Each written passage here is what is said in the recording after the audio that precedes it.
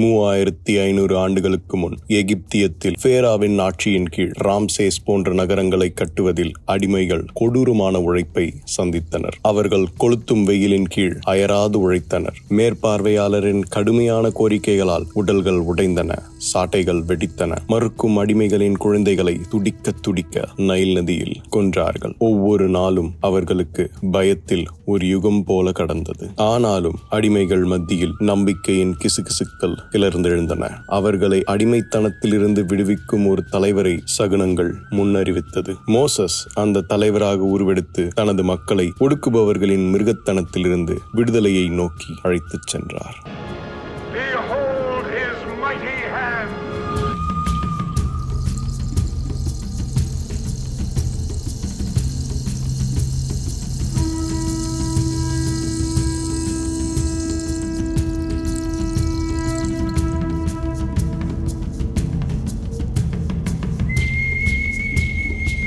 1500 ஆண்டுகளுக்கு முன் மெக்காவில் வாழ்ந்து கொண்டிருந்த பாமர மக்களின் வாழ்க்கை மிகவும் கடினமாக இருந்தது. அதற்கு காரணம் அங்குள்ள வலிமை மிகுந்த சில குடும்பங்கள் தான். அவர்களின் அதிகாரம் மிருகத்தனமான வழியில் செயல்படுத்தப்பட்டது. பெண்களிடம் கேள்வியின்றி எல்லை மீறினார்கள். பலவீனமானவர்களை துன்புறுத்தினார்கள். அங்கு வாழ்ந்து கொண்டிருந்த மக்களுக்கு எங்கு எப்போது என்ன நடக்கும் என்பதே தெரியாமல் பயத்தில் வாழ்ந்து கொண்டிருந்தார்கள். மெக்காவில் இருந்த மதங்களும் இவர்களுக்கு உதவி செய்யவில்லை. அங்கிருந்த 360 கடவுள் சிலைகளும் இவர்களுக்கு கை கொடுக்கவில்லை. அப்பொழுதுதான் இவர்களுக்கு நம்பிக்கை நட்சத்திரமாக முகமது தோன்றினார். முகமது ஒற்றுமை மற்றும் நீதியை போதித்தார். அவரது செய்தி இதயங்களை தூண்டியது. முகமதின் எழுத்துக்களும் போதனைகளும் மெதுவாக அந்த அவல நிலையை மாற்றியது.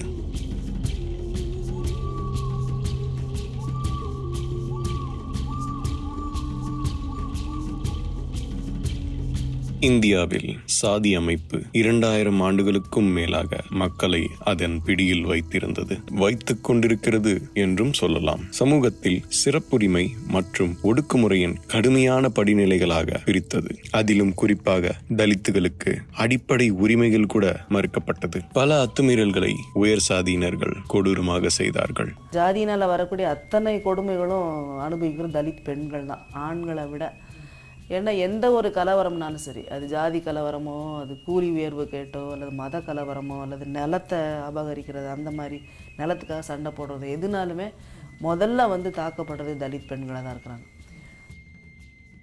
அதுவும் உயர் ஜாதி ஆண்களால் மட்டும் கிடையாது, உயர் ஜாதி பெண்களாலையும் தாக்கப்படுறாங்க. இன்னும் சொல்லப்போனால் காவலர்கள், காவல்துறையினாலே ரொம்ப மோசமாக நடத்தப்படுறாங்க. கலவரம்னு எடுத்துக்கிட்டிங்கன்னா காவல்துறையினர் அந்த உயர் ஜாதி பெண்களை ஒரு கெட்ட வார்த்தை கூட போட்டு திட்ட மாட்டான்.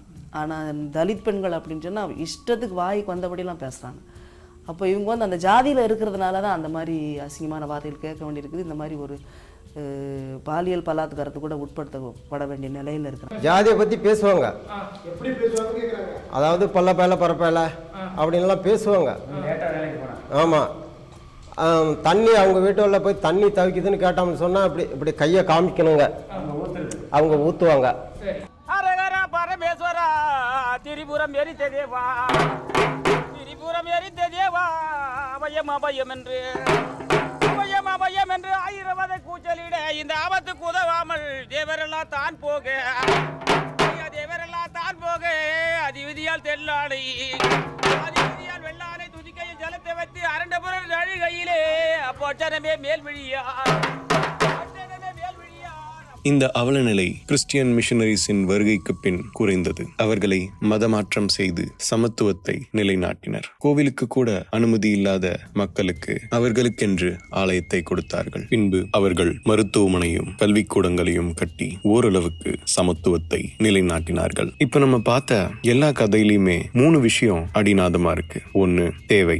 அவங்களுக்கு ஏற்பட்ட அந்த அவல நிலையிலிருந்து எப்படியாச்சும் தப்பிச்சிடணும் அப்படின்ற ஒரு தேவை. 2வது பயம், நம்ம வாழ்க்கை இப்படியே போயிடுமா அப்படின்ற ஒரு பயம். என்ன பண்றது, எல்லாருக்கும் தற்கொலை பண்ணிக்க கூடிய அளவுக்கு தைரியம் இல்லை, அதனால வாழ்க்கை கடந்து போய் ஆகணும். அப்படி கடந்து போறதுக்காக அவங்களுக்கு தேவைப்படுற ஒரு விஷயம் நம்பிக்கை. அந்த நம்பிக்கை தான்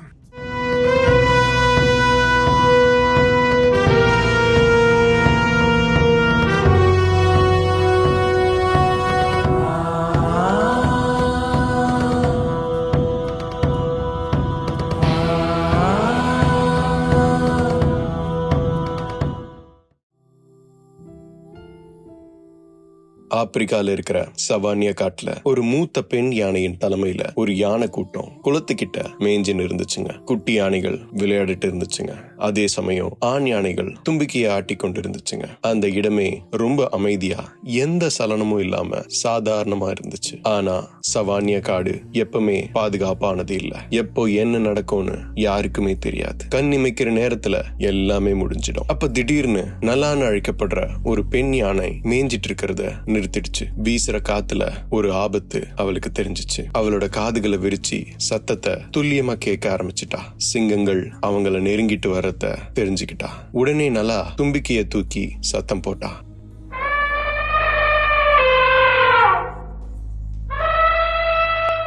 அந்த யானை கூட்டத்தின் தலைவியான மாரா அவளோட அனுபவத்துல என்ன பிரச்சனையா இருக்கும் அப்படின்றத உடனே கண்டுபிடிச்சிட்டா. இந்த எச்சரிக்கைய தவிர்க்க கூடாதுன்னு தெரிஞ்சிருந்த அந்த மாரா ஒரு அமைதியான சத்தத்தை எழுப்பினா.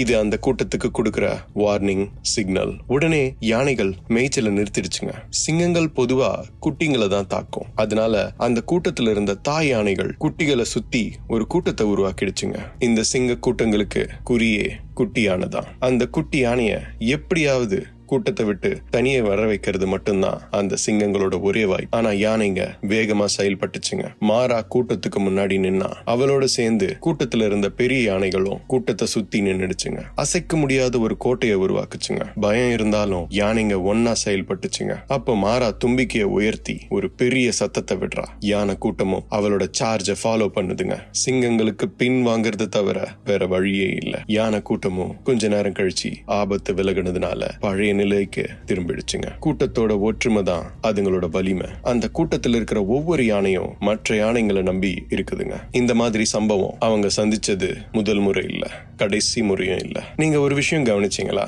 மாரா ஆபத்துன்னு அறிவிச்சதும் எந்த யானையும் என்ன பிரச்சனைன்னு புரிஞ்சிக்க நினைக்கல. உண்மையாவே சிங்கம் வந்துடுச்சான்னு ஆராய்ச்சியும் செய்யல. அதுங்களுக்கு மாரா மேல சந்தேகமும் வரல. இதுக்கு பேர் தான் மாப் மென்டாலிட்டி. எந்த கேள்வியும் கேட்காம கூட்டம் என்ன பண்ணுதோ அதையே பண்றது. ஏன்னா கேள்வி கேட்கறதுக்கோ ஆராய்ச்சி செய்யறதுக்கோ பிரச்சனைய உறுதிப்படுத்தவோ அங்க நேரம் இல்ல. இந்த மாதிரி விஷயங்கள் அந்த யானைகள் தலைமுறையா பின்பற்றிட்டு வருதுங்க. இந்த மாப் மென்டாலிட்டி பரிணாம வளர்ச்சி இந்த மிருகங்களுக்கு கொடுத்த பரிசு. இந்த மாப் மென்டாலிட்டி தான் அதுங்களை உயிர் பிழைக்க வைக்குதுன்னு நம்ம சொல்லலாம். இது யானைகளுக்கு மட்டும் இல்ல, பல மிருகங்கள் இதை பின்பற்றிட்டு வருதுங்க. அதுங்களோட வாழ்வியல் தேவைக்காக இந்த மாப் மென்டாலிட்டி அந்த மிருகங்களுக்கு ரொம்ப அத்தியாவசியமா இருக்கு. சவானியா காட்டுல உயிரை காப்பாத்திக்கிறதுக்காக இந்த மாப் மென்டாலிட்டிய சில மிருகங்கள் பயன்படுத்துதுங்க. அதே சமயம் வேற சில உயிரினங்களும் இதை பயன்படுத்துதுங்க. வித்தியாசம் என்னன்னா இதுங்க காட்டுல இல்ல. 2018 அது ஒரு சம்மர் டைம். அசாம்ல இருக்கிற கர்பிக் ஆங்லாங் காட்டுப்பகுதி ரொம்ப அமைதியா செழிப்பா பச்சை பசேல்னு இருந்துச்சு. நகரத்தோட நெரிசலான சத்தம்லாம் அங்க சுத்தமா கேட்காது. ஆனா இன்டர்நெட்டும் சமூக வலைதளங்களையும் பயன்படுத்துறதுல அவங்க எந்த விதத்திலயும் நகரவாசிகளுக்கு சலைச்சவங்க கிடையாது. பனிஜீர்னு ஒரு ஒதுக்குப்புறமான கிராமத்துல ஒரு பயங்கரமான மெசேஜ் வாட்ஸ்அப்ல 100கணக்கான தடவை ஃபார்வர்ட் ஆச்சு. அந்த மெசேஜ் என்னன்னா, குழந்தைய கடத்துற கும்பல் அந்த பக்கம் சுத்துறதாகவும் குழந்தைகளை தூக்கிட்டு போய் தடையுமே இல்லாம மறையறதாகவும் சொல்லி இருந்துச்சு. தெரியாதவங்க கிட்ட பேசாதீங்க அப்படின்னு அந்த மெசேஜ் எச்சரிச்சிச்சு. அந்த குழந்தைகளை திருடி கொன்னு உடம்ப பார்ட்ஸா வெட்டி வித்துடுவாங்கன்னு குறிப்பிட்டு இருந்துச்சு. இந்த மெசேஜ் யார் அனுப்புறதுன்னு தெரியல, ஆனா அதுல பயம் இருந்துச்சு. அந்த பயம் காட்டு தீ மாதிரி ரொம்ப வேகமா அந்த கிராமத்துக்கு பரவிடுச்சு. ஜூன் 8ஆம் தேதி சாயங்காலம் நிலோத்தல் தாஸ் ஒரு சவுண்ட் இன்ஜினியர், அபிஜித் நாத் ஒரு பிசினஸ் மேன், இந்த 2 வாலிபருங்க அந்த கிராமத்து வழியா கார்ல போயிட்டு இருந்தாங்க. அங்க ஒரு அழகான நீர்வீழ்ச்சியை பார்க்க வந்திருந்தாங்க. சின்ன வயசுல இருந்தே இவங்க 2 பேரும் நண்பர்கள், இயற்கையை நேசிக்கிறவங்க, புதுசா ஏதாச்சும் செய்யணும்னு நினைக்கிறவங்க. அவங்களோட வித்தியாசமான தலைமுடியும் ஆடையும் பாக்குறதுக்கு வெளியூர் ஆளுங்க மாதிரியே தெரிஞ்சாங்க. பனிஜிரி வழியா போகும்போது வழி கேட்கறதுக்காக வண்டியை நிறுத்தினாங்க. அதுதான் அவங்க செஞ்ச தப்புன்னு அவங்களுக்கு புரியல. அவங்களோட உருவ அமைப்பையும் நடத்தையும் பார்த்துட்டு அங்க இருக்கிறவங்களுக்கு அந்த வாட்ஸ்அப் மெசேஜ் தான் ஞாபகத்துக்கு வந்துச்சு. அவங்க மனசுல ஒரு சில வார்த்தைகள் தான் திரும்ப திரும்ப கேட்டுனே இருந்துச்சு. தெரியாத ஆளுங்க, வெளியூர்காரங்க, புல்ல பிடிக்கிறவங்க. இந்த வார்த்தைகள் அந்த கிராமத்துல இன்டர்நெட்டை விட வேகமா பரவிடுச்சு. முதல்ல ஒரு கூட்டம் சேர்ந்துச்சு, போக போக அது வெறி பிடிச்ச கும்பலா மாறிடுச்சு. 100கணக்கான பேர் காரை சூழ்ந்துட்டாங்க. அந்த 2 பேரையும் காரை விட்டு வெளியே இழுத்து போட்டு அடிச்சாங்க. தயவு செஞ்சு நாங்க அசாமீஸ், நாங்க சொல்றத கேளுங்க, எங்களை கொன்னுடாதீங்க அப்படின்னு நிலோப்தல் அவனோட தாய்மொழியில கத்துனான். ஆனா அந்த கும்பலுக்கு காது கேட்கல. கோவம் மட்டும்தான் இருந்துச்சு. இல்ல, சரியா சொல்லணும்னா பயம் மட்டும்தான் இருந்துச்சு. அவங்க 2 பேரையும் அந்த கிராமத்து ரோட்லயே கம்பு கல்லு கையாலே அடிச்சு கொன்னுட்டாங்க. இந்த தாக்குதல் முழுசும் ஒரு மொபைல் போன்ல வீடியோ எடுக்கப்பட்டுச்சு. எந்த போன்ல அந்த மோசமான வதந்தி வந்துச்சோ அதே மாதிரி ஒரு போன்ல அந்த மொத்த கொலையையும் படம் பிடிச்சிட்டாங்க. அது அதே சமூக வலைதளத்துல வேகமா பரவுச்சு. அந்த வீடியோ பயங்கரமா வைரல் ஆச்சு. அதுக்கப்புறம் அது ரகசியம் இல்ல, அது ஒரு அலறல். நாடு முழுசும் இத பார்த்து ஆடி போயிருச்சு. ஏன்னா அந்த மெசேஜ் ஒரு ஃபேக் மெசேஜ். இறந்து போனவங்க எந்த தப்பும் பண்ணாத அப்பாவிங்க. அந்த கொலைய எந்த கடவுளும் தடுக்கல. இது ஏதோ கெட்ட எண்ணம் கொண்ட சிலரோட வேலை இல்ல. பயம் நம்பிக்கைன்னு ஒரு வெள்ளத்துல அடிச்சுட்டு போன சாதாரண ஜனங்க செஞ்சது. இதுதான் வைஃபை காலத்துல நடக்கிற மந்த புத்தி, அதாவது ஹர்ட் பிஹேவியர். பழைய காலத்துல இருந்த அதே உணர்வுகள் இப்போ இந்த பல ஸ்கிரீன் வழியா வருது. நிலோப்தலையும் அபிஜித்தையும் கொன்னது ஒரு குருட்டு நம்பிக்கை. நிறைய பேர் உண்மைன்னு நம்பின ஒரு பொய் மேல வச்ச நம்பிக்கை. சிலர் அதன்படி நடந்துகிட்டாங்க. அந்த கும்பலும் அதை அப்படியே ஏத்துக்குச்சு, எந்த கேள்வியும் கேட்காம. யானை கூட்டமும் சரி, இந்த மனுஷ கூட்டமும் சரி, மந்தையா செயல்பட்டதுக்கு காரணம் பயம்தான். பயம் வரும்போது உயிரினங்களுக்கு யோசிச்சு முடிவெடுக்கிற திறன் குறைஞ்சிடும். அந்த சமயத்துல கூட்டம் என்ன பண்ணுதோ அதுதான் முடிவு. அந்த முடிவு சரியாவும் அமையலாம், தப்பாவும் அமையலாம். அப்போ பயம் வர சமயத்துலதான் நம்ம மந்தையா செயல்படுவோமான்னு கேட்டீங்கன்னா இல்ல. 2024 உலகமே பார்த்துச்சு இந்தியாவோட மிகப்பெரிய பணக்காரர் முகேஷ் அம்பானி பையனோட கல்யாணத்தை. பல நாள் நடந்த இந்த விழா வைர நகைகள் பதிச்ச பிரம்மாண்டத்தோட உலகத்தையே ஆச்சரியப்படுத்துச்சு. கல்யாண பத்திரிகையில வெள்ளி பொறிக்கப்பட்டிருந்துச்சு. Pop singer Rihanna, cricket player Dhoni, Mike Tyson, Bollywood பிரபலங்கள்னு எல்லாரும் தங்க சரவிலக்கு கீழே டான்ஸ் ஆடினாங்க. ஹெலிகாப்டர்ல இருந்து பூ மழை பொழிஞ்சிச்சு. இதுக்கெல்லாம் எவ்வளவு செலவாயிருக்கும்னு நினைக்கிறீங்க? நியூஸ் ரிப்போர்ட் படி 5000 கோடி ரூபாய்க்கு மேல. ஆனா இந்த கல்யாணம் நடந்துட்டு இருந்த அதே சமயத்துல 700 கிலோமீட்டர் தள்ளி மராத்வாடாவோட வறண்ட பூமியில விவசாயிகள் இதையெல்லாம் அமைதியா ஆச்சரியத்தோட பார்த்தாங்க. சிலருக்கு மௌனமான விரக்தி, சிலருக்கு பொறாம பேராசை.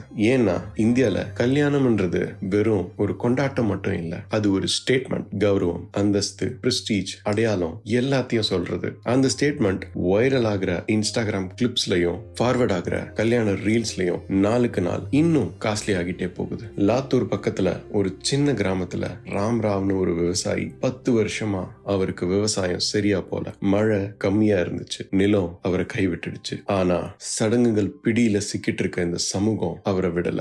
ஏன்னா அவரோட பொண்ணு கல்யாணம் நெருங்கிட்டே இருந்துச்சு. எதிர்பார்ப்பும் அதிகமாயிட்டே இருந்துச்சு. சொந்தக்காரங்க கிட்ட இருந்து மட்டும் இல்ல, பக்கத்து வீட்டுக்காரங்க, ஊர் பெரியவங்க, ஏன் வாட்ஸ்அப் கல்யாண குரூப்ல கூட 3 ஸ்வீட் வைக்கிறதுக்கு பதிலா 5 ஸ்வீட் வைக்கலாமான்னு பேசிட்டு இருந்தாங்க. யாரோ மாப்பிள்ளைக்கு தங்கம் போடலான்னு சொன்னாங்க. இன்னொருத்தர் புனேல இருந்து டிஜே கூப்பிடலான்னு சொன்னாங்க. இன்னும் சில பேர் கல்யாணம்ன்றது வாழ்க்கையில ஒரு முறை நடக்கிறது தான், ஏன் சின்ன மண்டபத்துல பண்ணணும், ஊர்ல இருக்கிற பெரிய மண்டபத்துல பண்ணலாம்ல அப்படின்னு ஆலோசனை சொன்னாங்க. ராம்ராவ் ஏற்கனவே போர்வெல் தோண்ட 1.5 லட்சம் ரூபாய் கடன் வாங்கியிருந்தார். அதுவும் ஃபெயிலியர். இப்போ இன்னொரு கடன் வாங்கினார். இந்த தடவை விதைக்கோ மாட்டுக்கோ இல்ல, சாப்பாட்டுக்கு, வரதட்சணைக்கு தன்னோட கடைசி நகையையும் அடமானம் வச்சு மாசம் 3% வட்டிக்கு ஒரு கந்து வட்டிக்காரர் கிட்ட கடன் வாங்கினாரு. கல்யாணம் ஒரு நாள் தான் நடந்துச்சு, ஆனா கடன் பல வருஷத்துக்கு அவர் கூடவே இருக்கும். ஆறுதலான விஷயம் என்னன்னா இதுல அவர் மட்டும் தனியா இல்ல. த ஹிந்து, பிசினஸ் லைன் போன்ற பத்திரிகைகள்லாம் 2024 செஞ்ச ஒரு அனாலிசிஸ் படி மகாராஷ்டிராவோட மராத்வாடா பகுதியில கிராமப்புற கடன் 30%க்கும் மேல கல்யாண செலவுகளோட நேரடியா சம்பந்தப்பட்டிருக்கு. வரதட்சணை, விருந்து, சடங்கு, சம்பிரதாயம் இப்படின்னு பல கடன்கள் அடுக்கிக்கிட்டே போலாம். வட மாநிலத்துல மட்டும் இல்ல, தமிழ்நாட்டிலையும் இந்த மாதிரி கடன்கள்லாம் ஏழைகளும் நடுத்தர மக்களும் பாதிக்கப்பட்டுன்னு தான் இருக்காங்க. இதுக்கும் அந்த ஆட்டு மந்த புத்தி தான் காரணம். சில குடும்பங்கள் 2 வருஷத்துல அவங்களுக்கு வரக்கூடிய வருமானத்தை விட அதிகமா கல்யாணத்துக்கு செலவு பண்றாங்க. ஆனா உங்க எல்லாருக்கும் ஒரு கேள்வி வரும், கல்யாணம்னா செலவாகத்தானே செய்யும். உண்மையாவே கல்யாணத்துக்குன்னு செலவு 1000 இருந்து 5000 தான் ஆகும் ரெஜிஸ்டர் ஆபீஸ்ல போயிட்டு பண்ணோம்னா. ஆனா இந்த ஆட்டு மந்த புத்திக்கு இது தெரிஞ்சாலும் அவங்க பண்ண மாட்டாங்க. நம்ம பார்த்த யானை கதையிலயும் சரி, வாட்ஸ்அப் ஃபேக் மெசேஜ்லயும் சரி, பயம் ஒரு பெரிய பங்கு வகிச்சிச்சு. கல்யாண கதையில அந்தஸ்து, பெருமை, பிரெஸ்டீஜ் ஒரு பெரிய பங்கு வகிச்சிச்சு. ஆனா இது ரெண்டுமே வாழ்க்கையோட அந்த சூழ்நிலைக்கு கடந்து போறதுக்கு தேவைப்படுற ஒரு விஷயம். உயிர் பிழைக்கிறதுக்கும் காப்பாத்துறதுக்கும் அப்புறம் கல்யாண சடங்குகளுக்குமே ஒரு தேவை இருக்கு. அப்ப இந்த ஹர்ட் பிஹேவியருக்கான அடிப்படை காரணம் என்ன? இதுக்கு எப்படி இத்தனை பேர் ஒத்து போறாங்க? சைக்காலஜில சோஷியல் ப்ரூஃப் எஃபெக்ட் அப்படின்னு ஒண்ணு இருக்கு. மனுஷங்க ஒரு விஷயத்த உண்மைன்னு நம்புறதுக்கு காரணம் அவங்க அதோட உண்மைகளை ஆராய்ஞ்சோ இல்ல அதுல லாஜிக் பார்த்தோ இல்ல அதுல பகுத்தறிஞ்சோ கிடையாது. அது ரொம்ப சிம்பிள். நமக்கு ஒரு விஷயம் சரியா தெரியாதப்போ மத்தவங்கள பார்ப்போம். நிறைய பேர் அதுதான் சரி அப்படின்னு நம்பிட்டாங்கன்னா வேற கேள்வியே கிடையாது, அதுதான் உண்மை. இப்படிதான்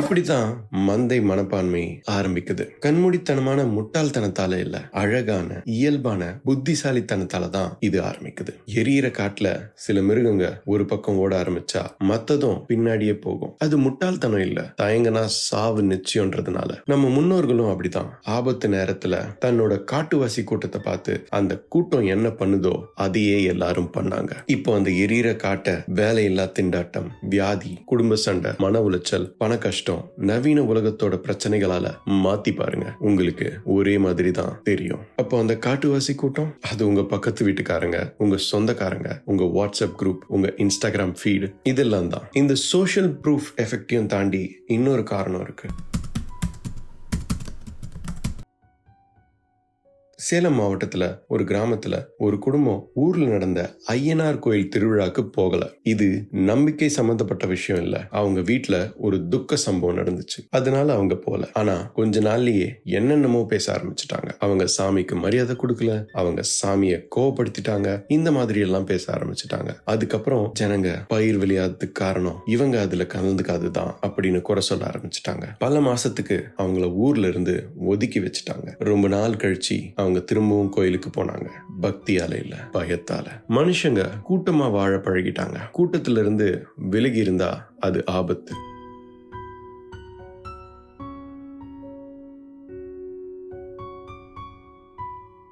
மூளை எப்பவுமே நிராகரிப்ப ஒரு உடம்புல ஏற்படுற வலி மாதிரியே தான் பாக்குது. லவ் ஃபெயிலியர் ஆயிடுச்சுனாலோ, நம்ம குடும்பத்துல இருக்கவங்க கூட சண்டை வந்துச்சுனாலோ, பிரிஞ்சிட்டாலோ நம்ம அந்த அளவுக்கு கஷ்டப்படுறோம். இந்த ஆட்டு மந்தைய மனுஷங்களிடம் நிரூபிக்கிறதுக்காக ஒரு பரிசோதனையை பண்ணாங்க. அதுக்கு பேர் சோலமன் ஆஷ் நடத்திய கன்ஃபர்மிட்டி எக்ஸ்பெரிமெண்ட். இது என்னன்னு பாத்தீங்கன்னா, இந்த ஆராய்ச்சிக்காக நிறைய பேர் கூப்பிட்டாங்க. ஒரு தட்டுல A, B, C அப்படின்னு 3 கோடுகளை வெவ்வேறு அளவுல வரைஞ்சிட்டாங்க. அதுக்கப்புறம் இன்னொரு பேப்பர்ல ஒரு கோடை வரைஞ்சாங்க. அது ஏவா பியா சியா அப்படின்னு சொல்லல. அவங்க கிட்ட இந்த 2 பேப்பரையும் காமிச்சு, இந்த பேப்பர்ல இருக்க கோடு அந்த 3த்துல எது கூட ஒத்து போகுது அப்படின்னு கேட்டாங்க. அந்த பரிசோதனைக்கு முதல்ல வந்தவன் ஏ அப்படின்னு சொல்லிட்டான். அவன் பயத்துல சொன்னானா இல்ல உண்மையாவே பார்த்து சொன்னானா, எப்படி சொன்னான்றது தெரியல. ஆனா அவனுக்கு பின்னாடி வந்த இன்னொருத்தவங்களும் ஏன்னு சொல்லிட்டாங்க. அதுக்கப்புறம் வந்தவங்க எல்லாருமே கிட்டத்தட்ட 90% மேல ஏதான் சொன்னாங்க. அந்த எக்ஸ்பெரிமெண்ட் முடிஞ்சதுக்கு அப்புறம் ஒரு சிலர் கிட்ட பேட்டி எடுத்தாங்க. உங்களுக்கு ஏன்னு தோணுச்சு, உங்களுக்கு வேற எது மேலேயும் உங்களுக்கு தோணலையா அப்படின்னு கேட்டதுக்கு, எனக்கு சியா இருக்குமா அப்படின்னு தோணுச்சு, ஆனா ஒருவேளை நாம தப்பாயிட்டோம்னா தனியா இருப்போம், எல்லாருமே ஏன்னு தான் சொல்றாங்க, நாம எதுக்கு மாத்தி சொல்லணும் அப்படின்றதுக்காகவே நிறைய பேர் ஏன்னு சொல்லியிருக்காங்க.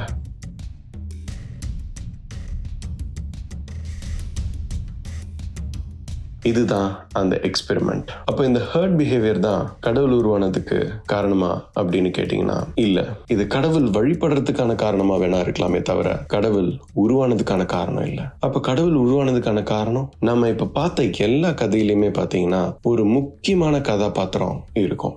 யானை கதையில மாறான்ற ஒரு பெண் யானை தான் அந்த கூட்டத்தையே ஆபத்துல இருந்து வழிநடத்துச்சு. அந்த வாட்ஸ்அப் ஃபேக் மெசேஜ்ல யாரோ ஒருத்தன் தான் அந்த ஃபேக் மெசேஜ அந்த கிராமத்துக்கே பரப்பி கிளப்பி விட்டுருக்கான். அது மட்டும் இல்லாம ராம்ராவோட கல்யாண கடன்லயுமே முகேஷ் அம்பானி ஒரு பெரிய பங்கு வகிச்சிருக்காரு. ஏன் இப்ப பார்த்த எக்ஸ்பெரிமெண்ட்லயுமே கூட முதல்ல சொன்ன அந்த நபர் தான் முக்கிய பங்கா இருக்காரு. அப்போ முக்கிய கதாபாத்திரத்துக்கும் கடவுளுக்கும் என்ன தொடர்பு இருக்கு?